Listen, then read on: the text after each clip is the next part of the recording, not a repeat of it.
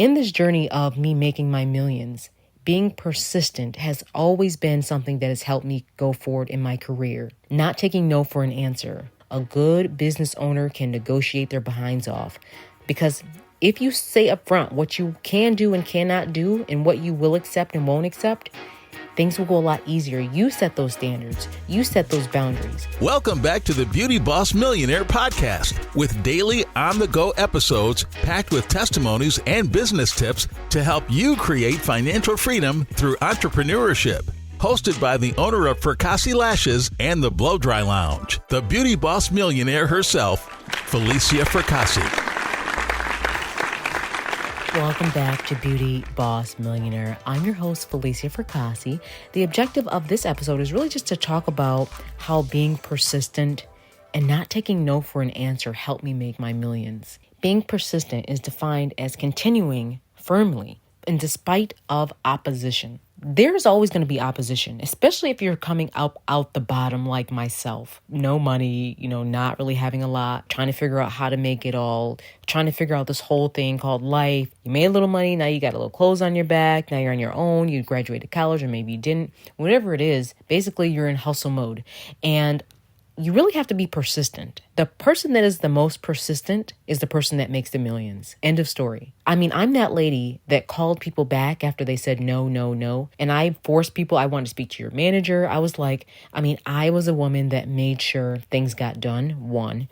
And two, if things didn't work out, I didn't give up. I tried again and again and again. Because you can't give up. There's going to be people that are doing stuff similar to you, but you have to still keep going. There's going to be people that just do things like you. And remember that this is your unique journey, and whatever God has for you to do, it will be fulfilled as long as you keep on being persistent, not giving up. I'm not a lazy person at all. I will work, and sometimes I don't know how to sit down, to be honest. But this has also been a benefit to me because I'm very consistent and persistent, and I'm that lady that's going to turn the flint and stone into fire. I'm that woman that's going to make it work even when everyone else says no, it's not going to work.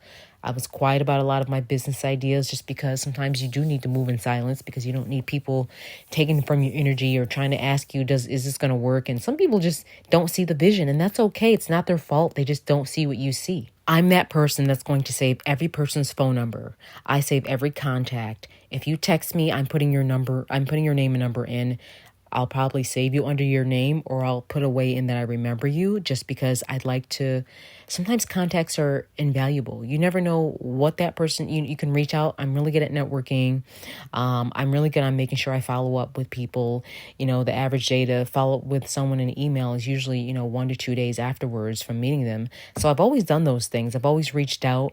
I remember I was in New York City, and a friend of mine who I did her lashes, she was like, girl, you do really good work. I seen your work. I seen you do other services. You're really good.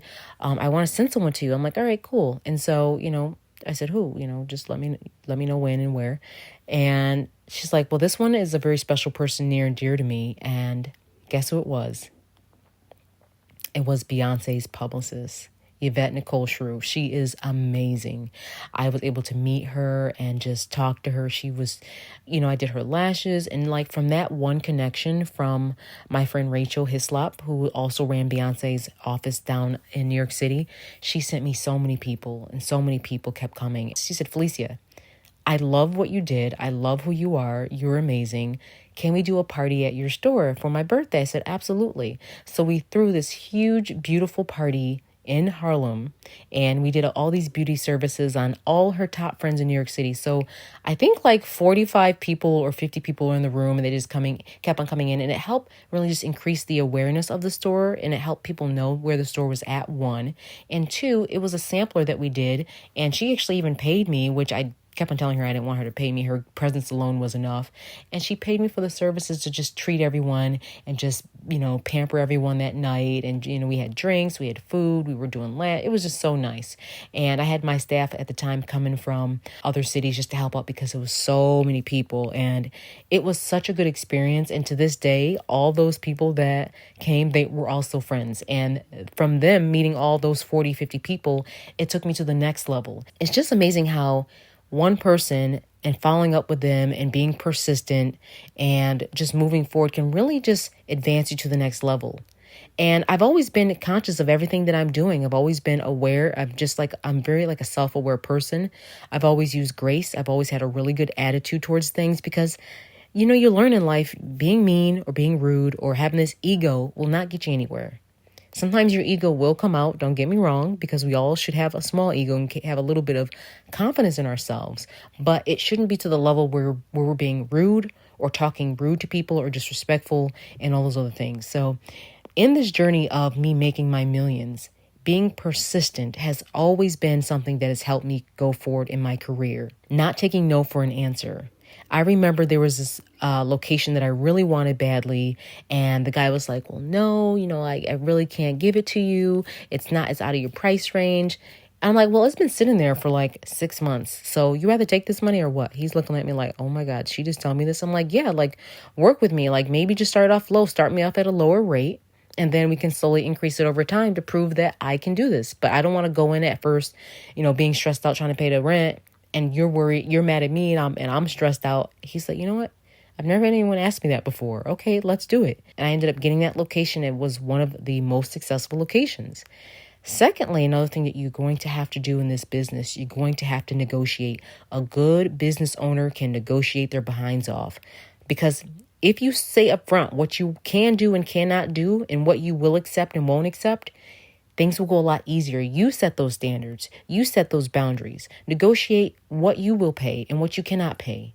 And hopefully this person will understand you. Obviously, with negotiation, you have to use good reason. You have to use a good amount, but you also don't want to overcommit yourself in a position that you cannot do. Look at your numbers, run your numbers before you negotiate, especially if you're getting a brick and mortar or if it's a job that you are outsourcing or something. You just need to make sure you can pay the price and that they're also delivering. So keep that in mind as you begin to make your money, that you're being persistent, you're learning to negotiate, you're not taking no for an answer, and you're showing up on time. Half of this business is just showing up on time. Be there when you say you're going to be somewhere. And keep all those contacts that you meet, all those people that you link up with, have it in an organized system, whether it be your phone. My pet peeve is when I see people and I see their phone and they did not bother to save a contact that was very important. So you basically got the blessing in your hand and you dropped it. So that's why I just save everyone's contact and their email just to kind of keep in touch with people that I know there is something brewing there, or nowadays you could just save them on Instagram.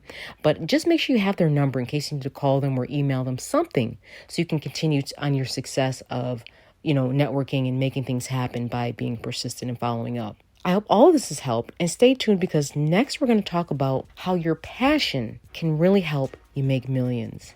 Thanks for tuning in to Beauty Boss Millionaire. Also, if these are really helpful, please review, rate, and share, or just send the link to someone who may need this. See you tomorrow. That's it for today. Tune in tomorrow for the Beauty Boss Millionaire podcast. And don't forget to follow the Beauty Boss Millionaire, Felicia Fracassi, on Instagram, Facebook, and TikTok at Beauty Boss Millionaire.